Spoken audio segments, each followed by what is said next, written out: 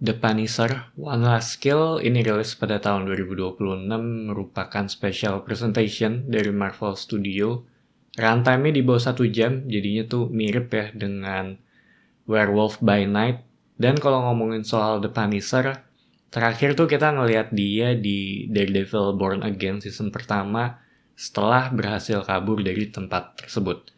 Dan jujur aja, ekspektasi gue tuh awalnya nggak terlalu tinggi ya, apalagi durasinya juga pendek. Gue sih ngerasa kalau ini ya hanya akan jadi kayak semacam penyambung aja gitu untuk ke film Spider-Man nanti.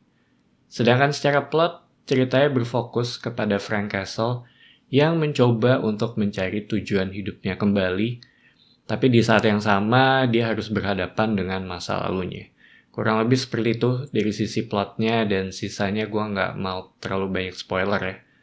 Dan setelah selesai nonton, yang langsung kerasa ya sejak awal tuh ada di sisi anger dari Frank Castle itu sendiri gitu. Film ini tuh nunjukin bagaimana dia mencoba untuk melanjutkan hidupnya di lingkungan yang penuh dengan kriminalitas.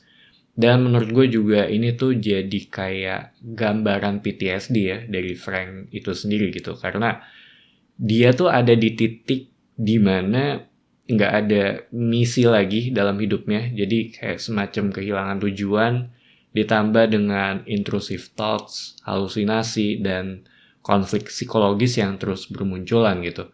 Dan buat gue itu yang justru jadi highlight terbesar ya dari cerita kali ini.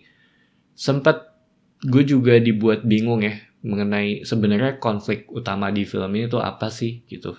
Siapa villainnya gitu. Atau jangan-jangan ya ini cuma sekedar konflik internal Frank aja gitu. Tapi pas villainnya muncul di sini baru semua terasa masuk akal ya. Karena ancamannya itu datang dari konsekuensi tindakan dia di masa lalunya gitu. Dari situ mulai masuk ke action sequence yang menurut gue brutal. Beberapa scene-nya terasa kayak long take ya. Dan transisinya juga ya termasuk seamless.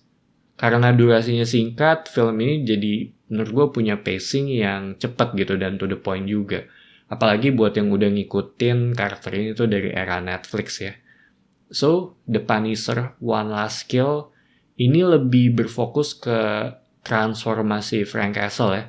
Sekaligus menjadi recap juga mengenai kondisi dia sekarang. Buat gue pribadi, ini tuh jatuhnya bisa dibilang bukan tontonan yang wajib sih.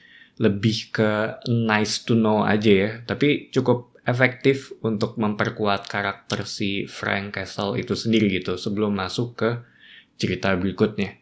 Dan mungkin ya emang itu sih tujuannya gitu dari special presentation ini.